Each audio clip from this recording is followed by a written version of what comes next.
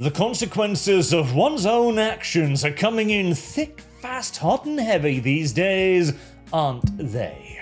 With several left-wing individuals beginning to realize that the weapons it itself forged in order to prosecute its enemies cut very well in the opposite direction too.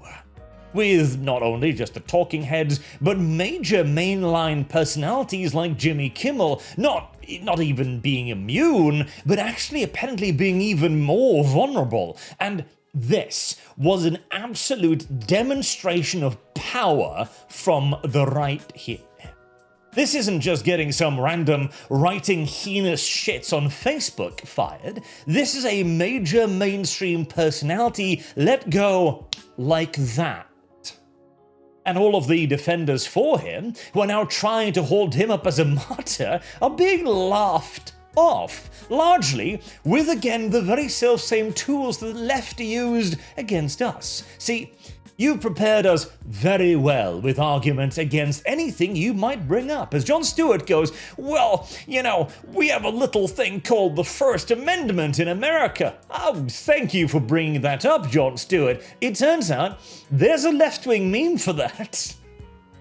In fact, we've got one for pretty much anything you say, because these were the arguments we once made before you forced us to do this to you.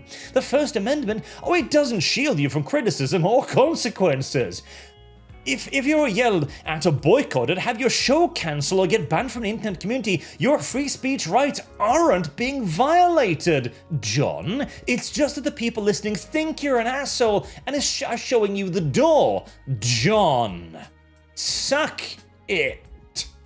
You will be sucking it for quite a period of time as well, as, of course, the right-wing cancel culture, for reasons we'll touch upon later, has proven to be significantly more effective than anything the left has ever done, for the simple reason that the right is simply using reality, whereas the left, not so much, but we'll get back to that in a moment.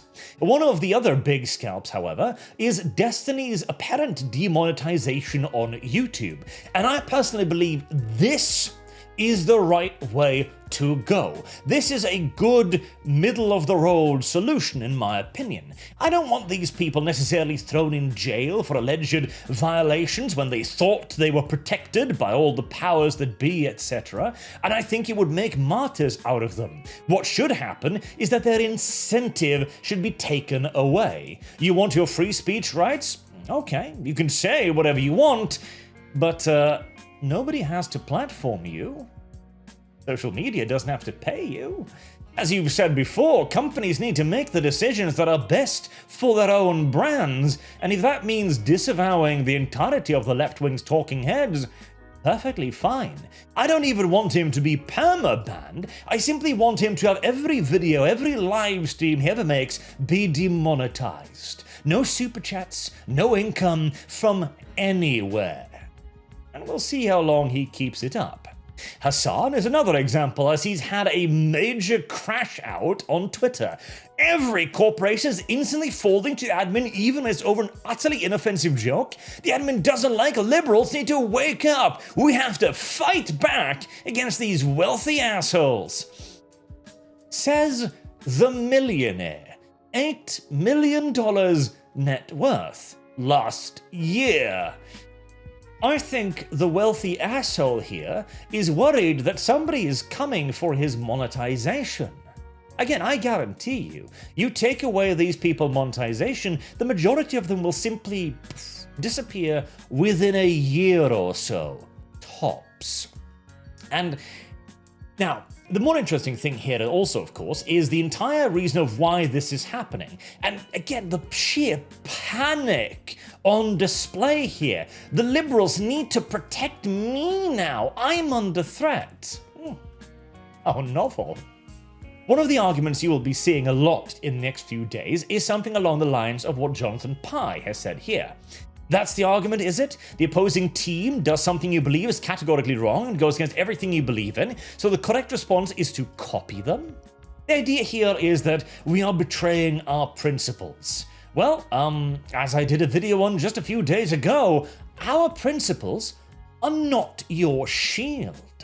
For years now, the left has relied upon the right to shield and protect the left from the consequences that the left itself is arguing for. The consequences they are happily and eagerly heaping upon the right. You have hidden behind the protection of your opponent's civility for a decade.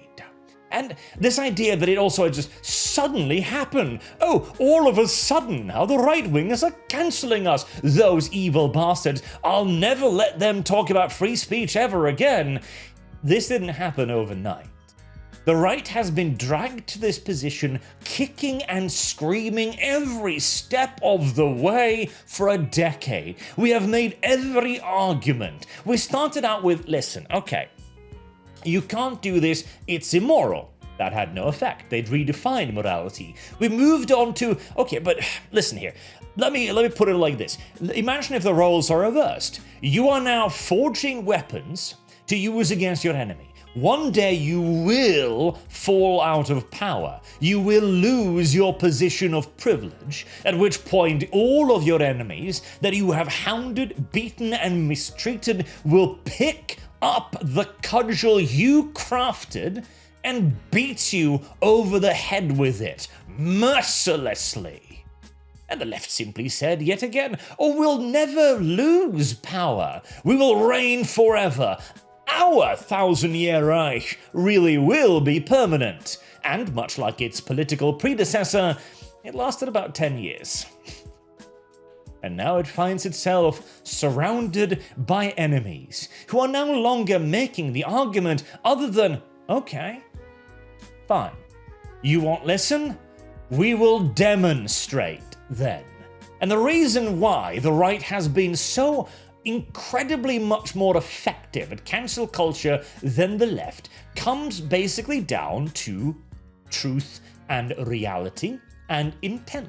So, there was this rather famous Destiny clip, of course, that was making the rounds across the internet. Shout out the crime statistics? Not exactly like... You need conservatives to be afraid of getting killed when they go to events so that they look to their leadership to turn down the temperature. The issue is right now, they don't feel like there's any fear. Well, that is Destiny saying that conservatives need to be afraid to be killed so that they'll get people to turn down the temperature. And yes, by the way, I do see Dev down here, and yes, he is categorically wrong on this, and even quite conveniently forgets to add in the be killed part.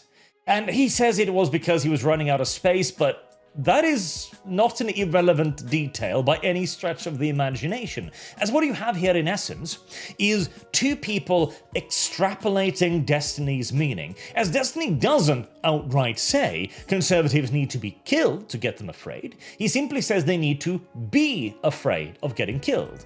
A small but important detail. Right Angle News Network extrapolates that to mean that he thinks they should be killed so they'll turn down the temperature. That is the least charitable interpretation, but also the most likely.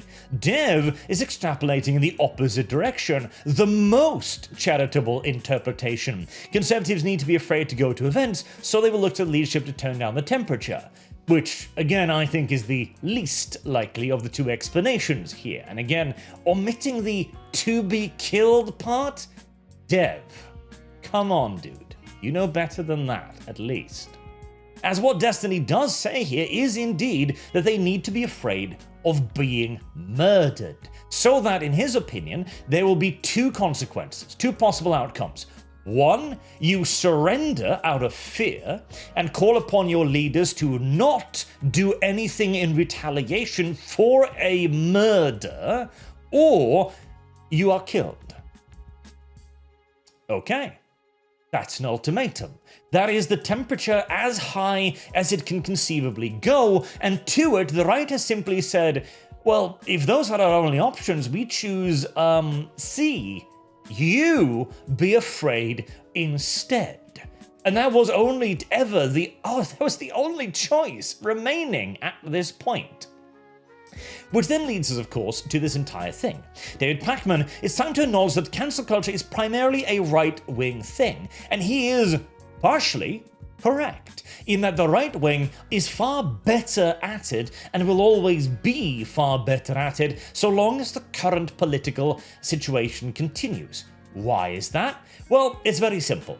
When the left wing were cancelling people, they relied primarily on ignorance to do it and our liberal morality.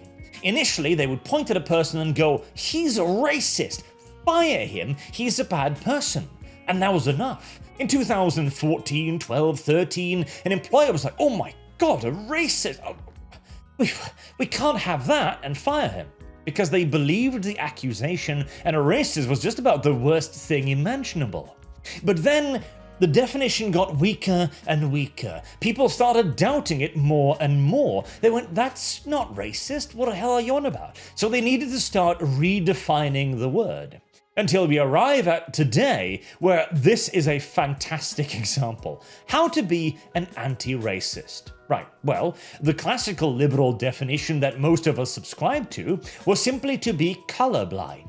To not judge a man on the color of his skin, but the content of his character. We all agreed on that. It seemed a good way to do it. But today, How to be an Anti-Racist is a 305 pages book. The left has complicated the word racist to the point where you require a doctorate to disassemble it, and touches upon dueling consciousness, power, biology, ethnicity, body, culture, behavior, color, white, black, class, space, gender, sexuality, failure, success, survival, etc.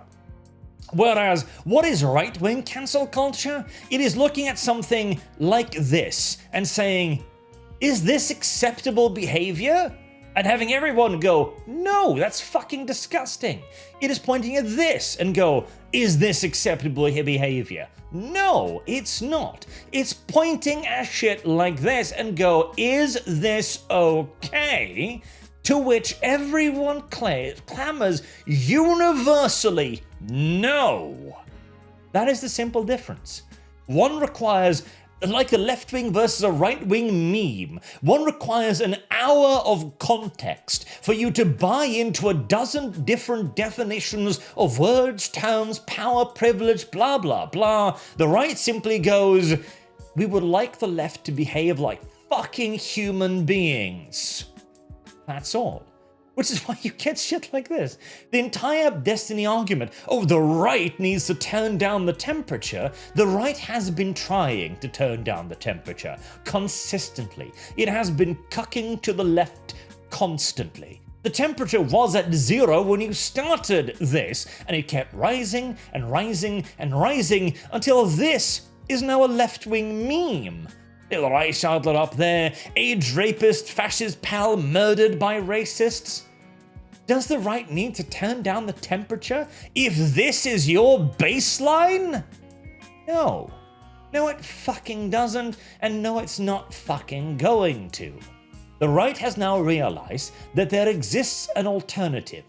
The alternative is to take away your shit before you can take away its shit. It really is quite simple. And having a far better weapon with which to do so, well, at this point, if I was a left-winger, I would be praying very loudly indeed that the right does not find the taste of power quite as palatable as the left wing did. Because if this is right-wing cancel culture within a week, having had practically zero prior experience of wielding it, you probably don't want to be seeing it in a few years' time, honestly. And as well, the moral question. Is this correct? Is this just? Should this be done? Are we betraying principles on this? No. No, we're not. This is a necessary lesson, and it is the only lesson that has had any effect on the left wing. It is the only lesson they have taken seriously because it affects them personally. Now, they may very well gripe and argue, "Oh, but we never wanted to be the victim." Great. And you might even, again, argue as well that if you use these tools against them, they themselves will boil and stew and go, well, when I get back into power, I'll use these powers too. Perhaps, likely even, but as nothing else did anything, this is the last resort. This is the final option, to try and communicate to you the error of your ways. And if you will take even that final admonishment and cry about it, well, shit. There was no communication to begin with. There was no common ground to be found, was there? For now, I think we should all simply enjoy this for what it is. The defeat of the century for the left. And once again, our opposition can no longer harm us. Once they have been thoroughly defanged, once their talking heads are begging for dimes on the street corner, we can revisit the conversation of stopping. Until then, I have been Arch. Thank you very much for watching, and I hope to see you all again soon. Have a good day.